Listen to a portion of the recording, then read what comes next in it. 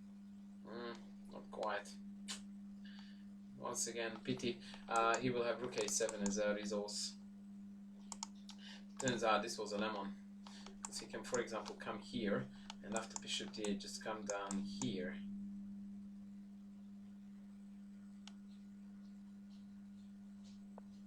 Huh. Wow.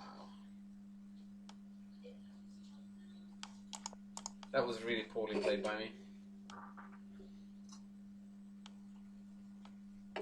Really, really poorly.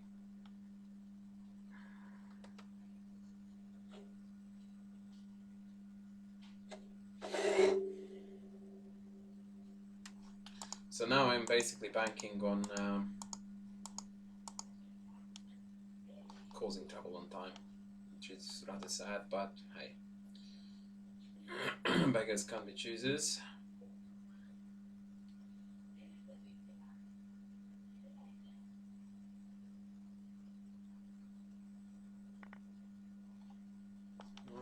Oh god.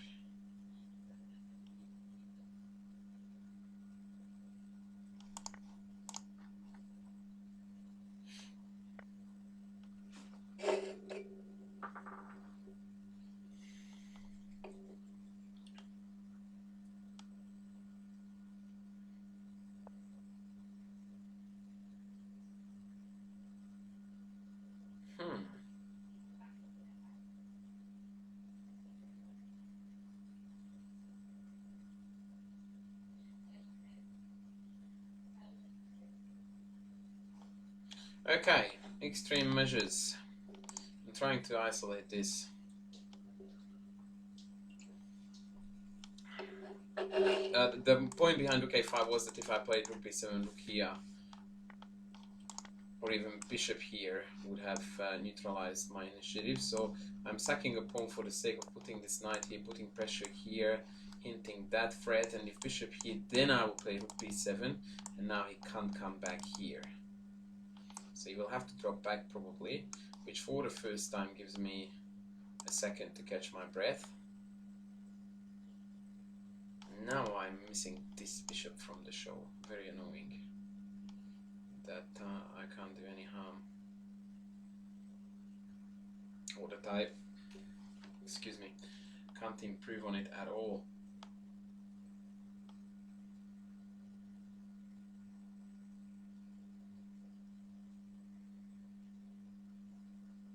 Yeah, g4 is coming and I'm dead.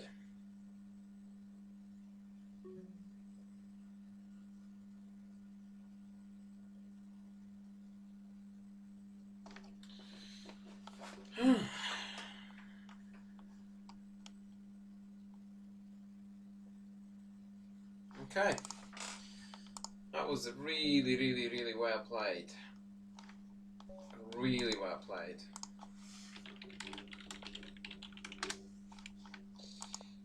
So let's take our revenge. In a Sicilian Najdorf. This is a bit of a pet line of mine, especially with the bishop g5 variation.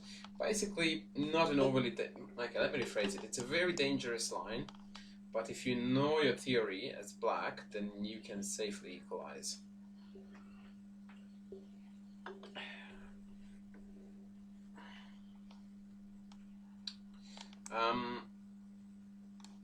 Queen c7 is mainline theory, as is rook a7 and queen b6.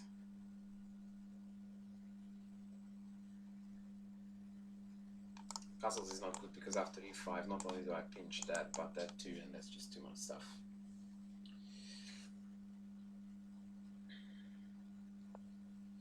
Yep, so queen b6 castles, and knight d7 is the normal way to continue here.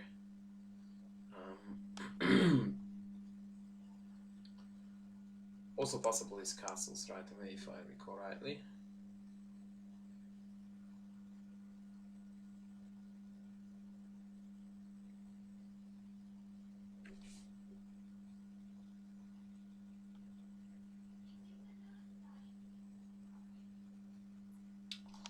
Yeah, so one of my tactics here is that I will play a quick rook e1 and then trying to sack on these two squares with the intention of opening up the e-file.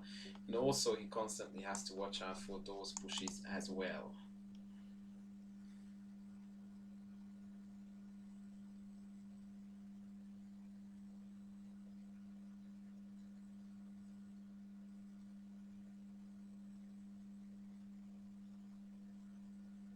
I'm just trying to recall my lines against castles here. I have queen g3 and rook e1 analyzed, but I can't remember which one did I decide to go for back then when I agreed with myself to play this.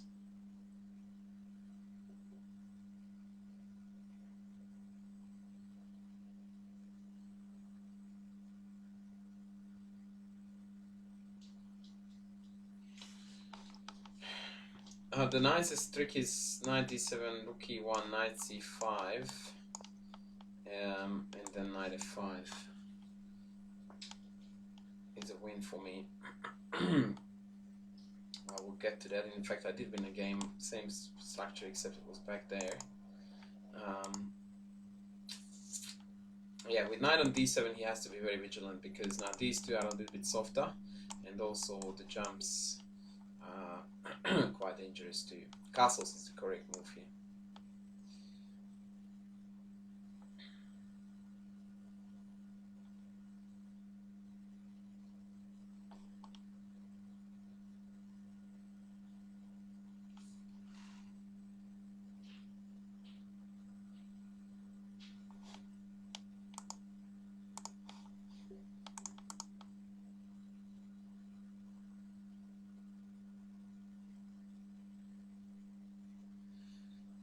And on castles, queen g3, knight c5, bishop h6, knight e8.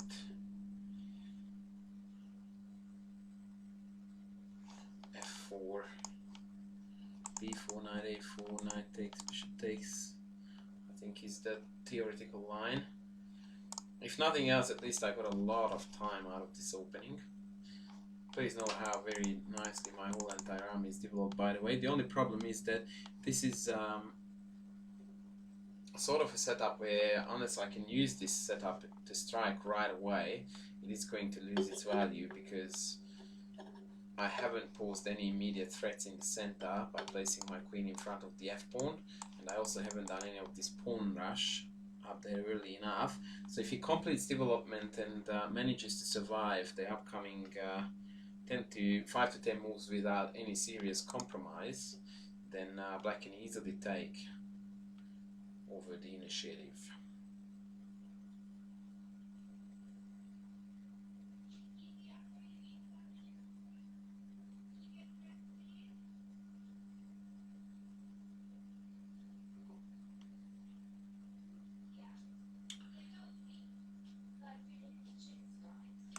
Yeah, so he's definitely taking his time here, probably a bit longer than he should.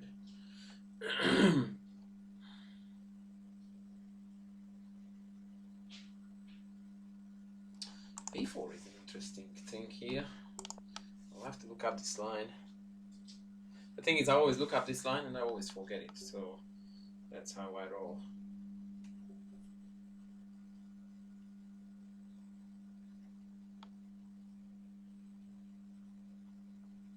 I do remember, by the way, analyzing here b4, knight d5, e d5, knight f5 with the intention of then sacking on g7, which is, I think, something I'm going to do if he does play this, because it's a lot of fun and we are here to have fun. Knight c5 I think is the safest, for the record, against which, once again, I couldn't for the life of me found anything better than f4. Although now that I'm looking at it, it could be interesting to play this rook e3, queen h4, rook swings across plan. Very unusual in the Sicilian to attack without using either of these pawns on the king side, but we might be able to get there. King h8, that seems very timid to me. Let's chuck f4 in. Now e5 and f5 are both threatened, and after b4 I will still go for this business.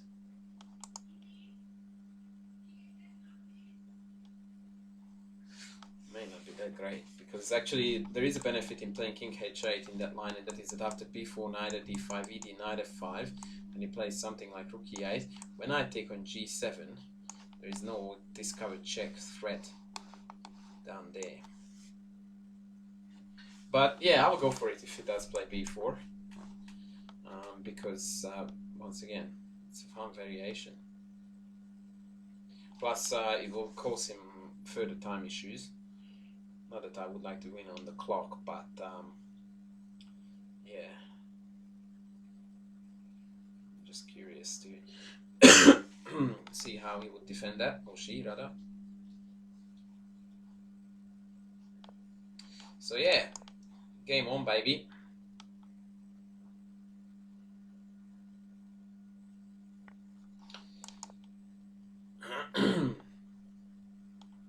So on knight e4 I have got rook takes, pawn takes, bishop takes e7, threatening mate, rook g8, knight takes d6, and then yeah, that should win. Whew. For a second I freaked out here. Yeah, because with king on g8, of course this doesn't work because I can just take with check. But no, it's not check. For a second I went like, oh my lord, what have I done? But no, it's all a-okay. It's all good.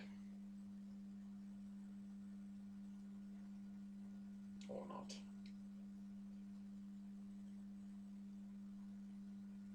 Alright, I don't know. I will see. I will have to do a lot of extra calculations here because I didn't realize, once again, the importance of the king being here opposed to on g8. So, for example, if he plays now rook e8, my original intention, and that was... What? What the heck is that?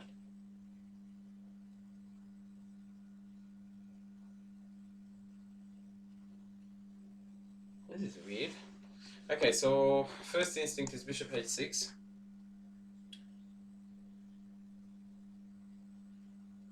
Knight check, pawn takes, and he has got mate there, so he has to play g6. Knight takes e7.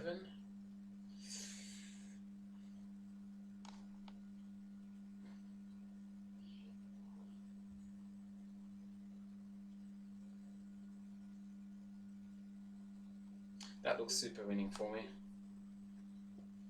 I like it a lot. To be perfectly honest, I don't see anything wrong with knight takes e7 either. Knight takes e4, queen h4. I'm totally dominating the position, but I really want to play for the crowd and entertain and take revenge for my previous loss. So I'm going to go for beauty. Beauty over quality is what we are doing now. Long live Mikhail Tal. So after sacking my piece on d5, I'm going to chuck away another one on h6. This is how we take revenge. I'm still really bugged about the previous loss, but once again, the thing is, I got outclassed there, or rather just outplayed. So g6, knight takes here, and the idea was that now when I put my queen on h4, it's going to be a mate threat. Plus this rook is hanging for free. I couldn't find anything better here, and I do hope that I didn't blunder something super dumb. Like check here, and yeah, I just couldn't see. Yeah, there was no finish off there, none that I could see. Whereas now I reckon he's just dead. After rook here, queen here, yeah, it's game.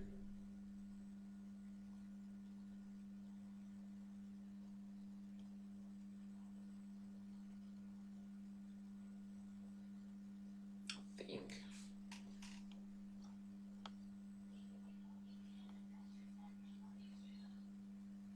Yeah, it's dead. It's dead lost.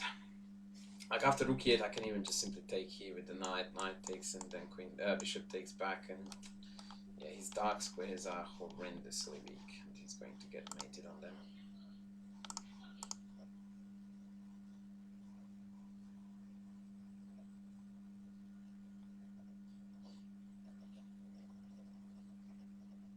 Hang on. He has played a move, which was knight e4.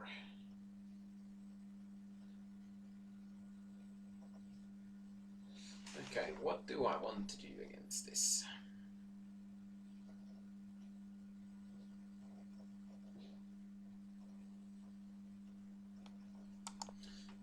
I think this may have been another potential mistake, because now if he was to move the knight, well, sorry, the rook to e8, then that would be pinned. Which is an important motive. For example, knight takes, bishop takes, and the knight can't go anywhere because the rook is hanging at home.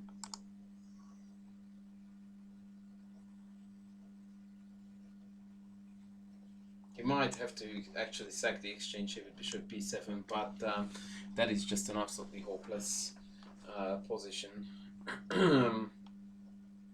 Actually, after knight d5, bishop d5, bishop d5, yeah, everything wins. I can just simply pinch the rook. Yeah, this is resignable. Cool, very cool attack. I really enjoyed this one.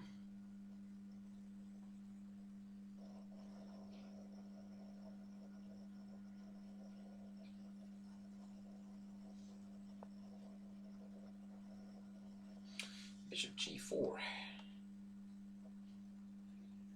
Okay, so my first move that I'm looking at is rook e4, knight takes e4. Yeah, I'm really desperate to separate these knights. Actually, rook takes d5 is double too. But my problem with rook takes d5 is that it's not creating a threat, and I'm a maniac about threats. Okay, what about if knight takes here? Knight takes, rook takes, hanging. Yep, let's go for that one.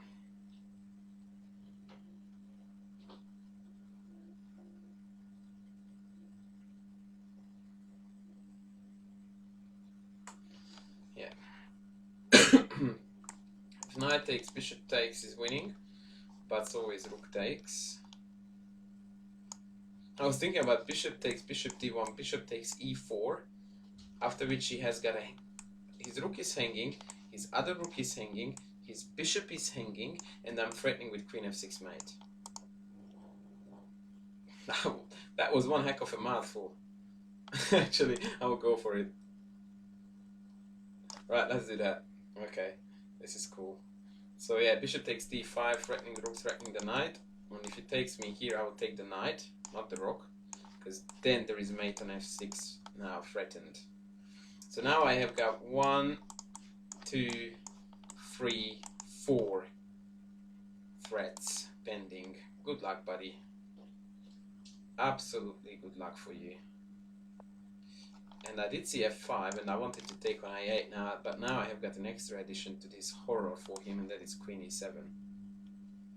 Threatening on mate, mate on g7, and if he brings up to the 7, then bishop here is mate.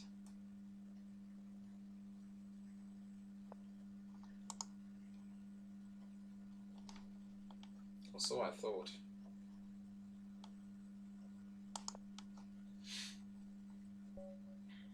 Yeah, he resigned. Actually, for the record, here after king g8, hey, just clicked on analysis board, check rook f7.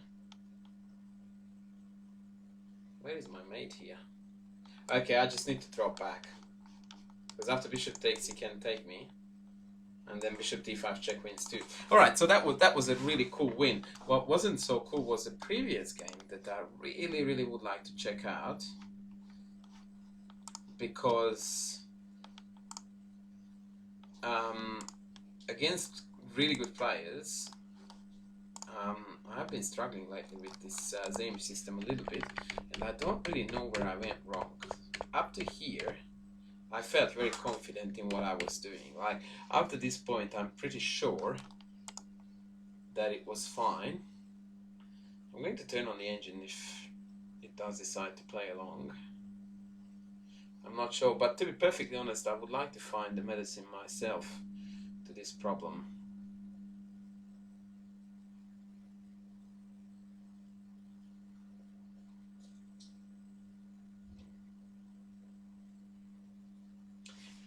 I don't know, everything in me rebels against this idea of putting my queen there, stepping into knight here. stepping into everything. I don't want to go to queen a5. So I played b5, and this may have been early, or he queen b6 felt like the wrong move, or rather didn't feel like the right move.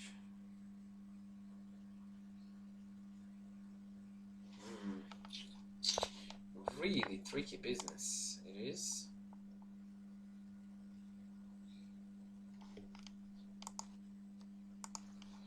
Okay,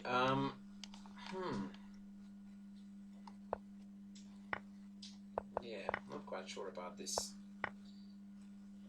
This d6 pawn is so annoying that I can't play bishop d7.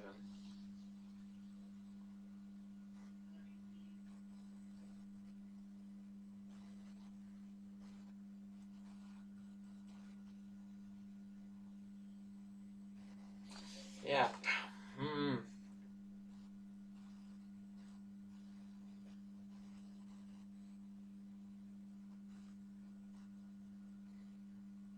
Maybe, but if I do something like rook b6, she still does this, which I wasn't aware of at all as a motive. So I'm a bit stuck here. I'll try to look it up in ChessBase and see what ChessBase says. But I'm not sure if I can give you guys a visual there. Yes, I can. Okay, so let's move my head somewhere here, and I'm just going to analyze it very quickly with Ribka, because this was a little bit of an upsetting defeat. So a4 was played, rook a8 was played, rook a3 was played, h5 was played actually, and the other move, whatever, it doesn't matter. Knight e2, knight e5, knight c1, knight e5, bishop e2, rook b8, h3. So let's see what the engine says here, because wow. Okay, b6 followed by bishop b7. No, thank you. So I would not play chess like that. His top move is b6, c4. Okay, one reason why b6 is acceptable is not to allow a5 as a blockade. So let's see what happens after castles. The computer's recommendation is bishop b7. Not in a million years will I ever play bishop b7 in this structure. So if that's the best, I'm going to not play this line anymore in my life. Because it's ugly as sin. So let's see what happens if I play something sensible like queen e7, knight b3, and basically it's a very static scenario where neither side can really make progress. Because the point is that he can't really play f4, because then, for example, okay, well, after knight e7 they might be able to. So let me show you here. If f4, I drop back, and this becomes a major issue here, and yeah, nothing to be done about it. So knight b3, knight e7 with the intention of f5, queen e1 and f5, knight d2,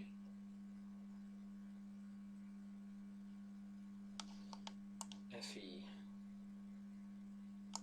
knight e,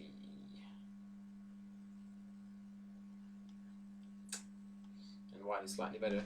Now I am contesting the concept of playing b6, because if we hadn't done that, we could have played bishop d7 and then go for b5. So I'm going to reverse it now. And this is a fairly high level of stuff that you're watching here now. So instead of b6, I would like to play for queen e7 right away. And if castles, then I want to play for knight h7 right away. And if knight b3, I don't want to play b6, I want to play f5. And if f4, then we drop back as per stock standard. And now you realize the power behind putting the queen on e7. This is a really, really decent position for black here. So this was how it needed to be played. What I didn't realize, and that was my grave error here was that I didn't have to make something happen at all in the next few moves, because white didn't have a threat. So after the great calm queen e7 and knight a7, as long as I don't put anything on d7, f4 is not hurting me, and if I play f5 I have enough central presence so that nothing can really hurt me. Knight b3, f5, and see, it's very clever. That's how you... This is a very good example, and I don't want to brag, but see how the computer here first recommended b6. Now it changed its mind actually to immediate knight h7. But then it turned out later on that it wasn't really good. Not that the computer said it, but I noticed it. Because bishop d7 could be never played because of the a6 hanging. So then I basically employed the computer's concept in a better way. Sort of revolved it or evolved it. And played queen e7 without putting the pawn on b6. And this works like clockwork. Because the difference is that now I can take, drop back, and play for b5. Cool bananas. Well, that was a sad defeat and a fairly straightforward victory. Actually, speaking of the straightforward victory, let's go back very quickly to, if I can, to lead chess. Whoa, we are seeing some funny stuff now, guys. Okay, I will do this for the time being. It's a very professional way to deal with OBS. So, I just very quickly wanted to show you my other game, where I went for this really cool sack on g7. So the way how this plays out is, what I wanted to show you here, just very quickly. In this position, the main idea is that if they play something like this, then knight takes g7 destroys the king's position, in theory. Now once again, I'm used to this position with king g8 and I analyzed it a lot, and I don't quite know whether it works with king on h8. The main motive, and actually it works in the position, and I'm giving away here top secret, and I'm not kidding you. Actually in this position after b4, now I'm recalling a vague analysis of my own, where basically after rook e8 there is a motif like knight takes, king takes, check, king takes, pawn f4, and black is really badly struggling against defending this mate. And I analyzed it with Houdini, and eventually I think I found the winning line here for white. It's absolutely breathtaking how beautifully the white attack develops here. I think after h3 what needs to be done is that one of the rooks need to come up somewhere. Now for the life of me I don't remember which one and where. Rook takes d5 seems to be strikingly logical here, but I may be confusing matters here. But obviously in the game scenario it would have been far more convenient for me, because now f4 has already been played. So if we go for the same line, you see that with rook e8, rook takes g7, king takes, bishop f6 is mate on the spot, because takes is mate. If they don't take, then g7 is mate. So recapture is not possible, but possible is potentially something like rook here, when I can swing back here. e4, rook e4, bishop takes. This is an awful mess. So I'm not 100%. But as a backup, just for the record, I think I may have been able to play something like take e5. Or even ed5, applying more pressure, bishop f8. Okay, this might be playable. So, yeah, maybe rook e8, e5 is a way to go, or take e5. Because this doesn't, it may not look 100% sound. I don't know, maybe it is, I don't know. It really is a fun line with rook takes here, and if bishop takes here, bishop d5, bishop back. Yeah, I don't know. Maybe continuing with some extra sex here. I really don't want to turn this video into some random guessing. I'm very glad that my attack broke through. It is probably a bit of a homework for you guys, rather than me now trying to figure out everything and give away everything, whether here after rook e8 I had a win or not. Try to analyze it, it's fun. And this is a position that you can easily ruin by feeding it into the computer, because it will definitely tell you 100% what it should be winning or losing. And it would be a very, very wasteful way of dealing with a tactically beautiful position. Actually, I'm talking a lot of nonsense, because bishop h6 here is the win, as per in the game. So maybe that was the way to go. G6. Right. Your homework. Analyze it. Tell me what you found. I'm curious to know. I will do it myself too. Don't use the engine. Alrighty guys, thanks a lot for watching. I hope you enjoyed both games. The first one I was very instructively beaten, and probably I resigned a bit too early for some of your liking, but that was a hopeless endgame, to be honest. Whereas this one was a very fun attacking game. So first loss on the Inside My Head series, I think, but I told you that I upload everything I record, so yeah, I mean, let's face it, I'm not Magnus Carlsen, so I do get beaten quite often. So I hope again once again that you enjoyed it, guys, and I will see you soon for more. Bye.